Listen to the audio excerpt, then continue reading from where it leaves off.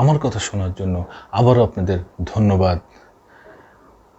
বিএনপির বাঘিনী কন্যা ব্যারিস্টার রুমিন ফারহানা, যে একাই পুরো সংসদে, আওয়ামী লীগের সময় সংসদে বিএনপির পক্ষে একাই 300 এমপিকে, আওয়ামী লীগের 300 এমপিকে দিয়েছেন কায়দা করে, সেই রুমিন ফারহান এখন বলতেছেন কোনো ষড়যন্ত্রকারী শক্তি নাই বিএনপিকে পরাজিত করবে।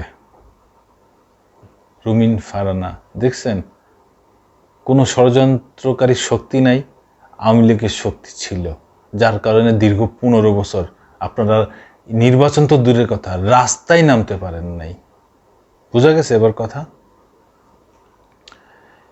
বিএনপির এই বিষয়ে বাংলা ট্রিবিউন বলতেছে, বিএনপির সহ আন্তর্জাতিক বিষয়ক সম্পাদক ব্যারিস্টার রুমিন ফারহানা বলেছেন, ষড়যন্ত্র বন্ধ হয়নি, চলছে।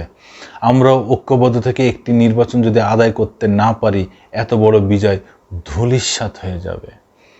বিকেলে ব্রাহ্মণবাড়িয়ার সরাইল উপজেলার অন্নদাস সরকারি উচ্চ বিদ্যালয় খেলার মাঠে বিএনপি আয়োজিত কর্মী সভায় প্রধান অতিথির বক্তব্যে এই কথা বলেন।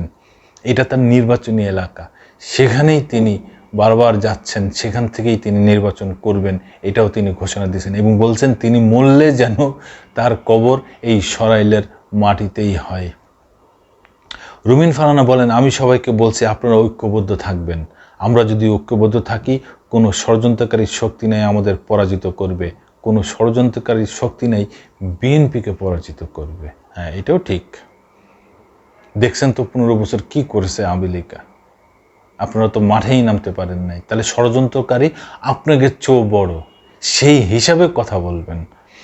বিএনপির এই নেত্রী বলেন, আমরা সদ্য দ্বিতীয় স্বাধীনতা অর্জন করেছি, অনেক রক্ত, অনেক লাশ, অনেক গুম হয়ে যাওয়া ভাই, অনেক গুম হয়ে যাওয়া মায়ের সন্তানের বিনিময়ে এই স্বাধীনতা অর্জন করেছি।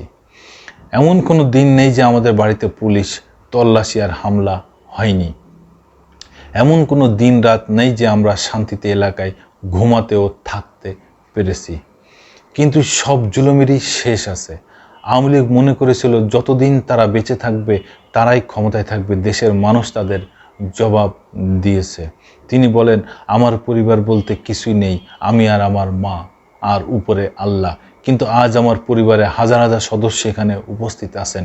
আমি যতদিন বেঁচে থাকবো আপনাদের ভালোবাসার ঋণ আমি শোধ করে যাব।